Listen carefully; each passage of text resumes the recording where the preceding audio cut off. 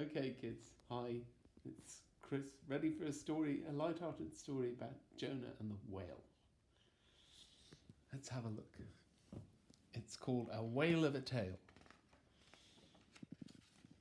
Long ago, in a far-off country, 3 people were fishing on a riverbank. Look, Uncle, I've caught another, Dan cried, excitedly, giving the fish to the old man beside him. That's the 3rd today, just right for our supper. I always feel sorry for the fish, said Rachel. Can't be much fun being caught. It's the worm on the hook I'm sorry for, said the old man. It isn't much fun being swallowed, I can tell you. How do you know, Uncle? Asked Dan. Because I was once swallowed by a fish, too. I'll tell you about it if you like. Yes, yes, go on, cried the children. Tell us, please, Uncle Jonah. And so Jonah began his story. Well, he said, in the country of Assyria, there was a great city called Nineveh. It was huge. It took 3 days just to walk around it. The city was full of horrible people, selfish, wicked they were.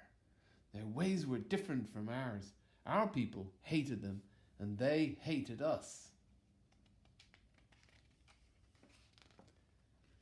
Well, one day, I was just sitting at home, minding my own business, when all of a sudden God, yes, God himself, spoke to me.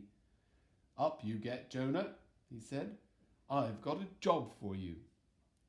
That must have been a surprise, said Dan. Surprise? I'll say it was.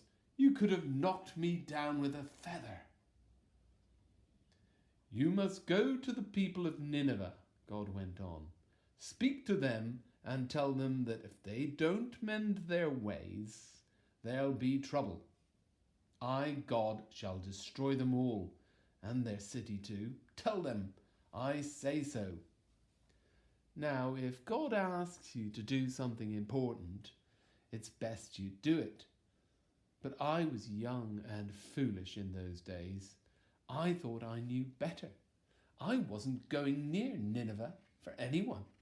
The last thing I wanted was to save our enemies from God's anger.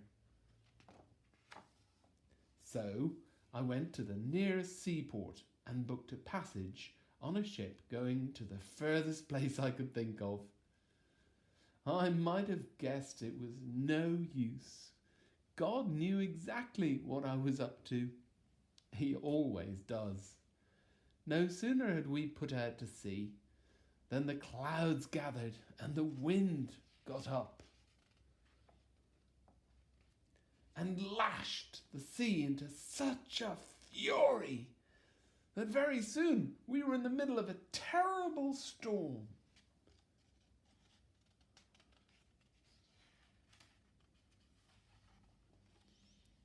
Weren't you scared, Uncle? Asked Rachel. Well, actually, said Jonah, I'd fallen asleep as soon as I got aboard. But the sailors, they were terrified.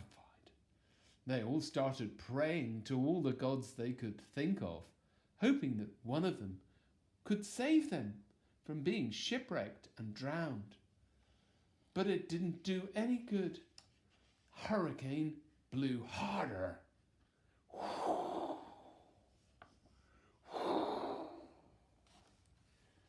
Then the captain noticed me snoring away in my bunk. He woke me up to see if I had a god who might help us. Of course, I guessed just what the trouble was. It was all my fault for running away from the true God and not doing what he told me. You better throw me overboard, I said to the captain. Then maybe God will stop the storm. They didn't like that. They were a kindly lot, really. They tried tossing half the cargo into the sea to steady the ship, but it didn't work. So in the end, the captain said he was very sorry. And they threw me over the ship too.